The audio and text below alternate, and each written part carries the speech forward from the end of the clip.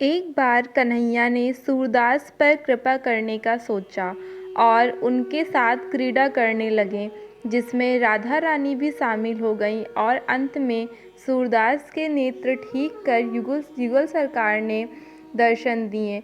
परंतु फिर भी सूरदास ने वर मांगा कि वह फिर से नेत्रहीन हो जाएं, ताकि उन नेत्रों से भगवान के अलावा किसी के दर्शन ना हो। सूरदास जी का नाम किसने नहीं सुना। सूरदास जी एक बहुत ही बड़े भक्त, विरक्त एवं आशु कवि थे। उन्हें भक्ति मार्ग का सूर्य भी कहा जाता है। वे जन्म से ही नेत्रहीन थे, जिसके कारण उनके परिजन उन्हें पसंद नहीं करते थे और उन्होंने काफ़ी छोटी आयु में ही घर छोड़कर विरक्ति ले ली थी। सूरदास जी के जीवन से जुड़े ऐसी कई घटनाएं हैं जो उनके और कन्हैया के बीच एक मजबूत रिश्ते की गवाही देते हैं, और उसी में से एक है जब नेत्रहीन होते हुए भी सूरदास को हुए थे भगवान के दर्शन। पौराणिक कथाओं के अनुसार एक दिन सूरदास जी वृंदावन में ही कहीं बैठे थे और राधा कृष्ण की भक्ति कर रहे थे। उसी दिन भगवान का भक्त के साथ क्रीड़ा करने का मन हुआ। उसी समय उन्हें राधा रानी और कन्हैया की बातें सुनाई दी। कन्हैया बोले, राधे आगे मत जाइएगा, आगे बाबा सुर बैठे हैं, उन्हें पता लगेगा तो वे चरण पकड़ लेंगे।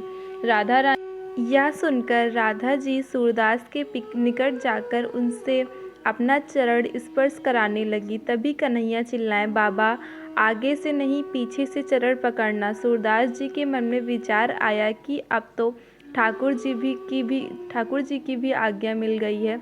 चरण पकड़ शरणागत होने का इससे अच्छा मौका भला कहाँ मिलेगा।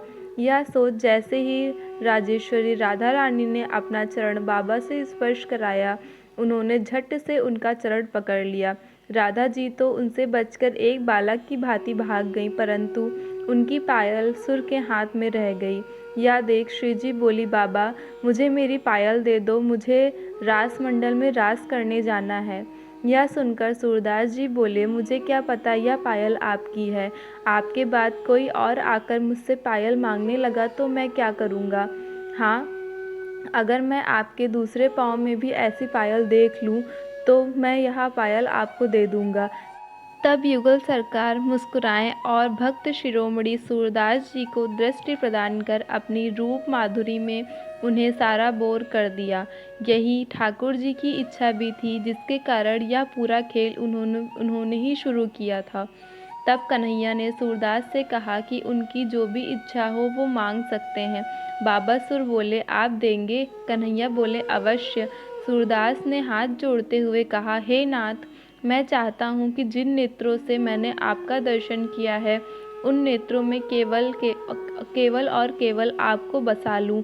अब मैं इस माया रूपी संसार को देखकर अपने नेत्रों को मैला नहीं करना चाहता, अतः कृपा करके आप मुझे पुनः नेत्रहीन कर दें।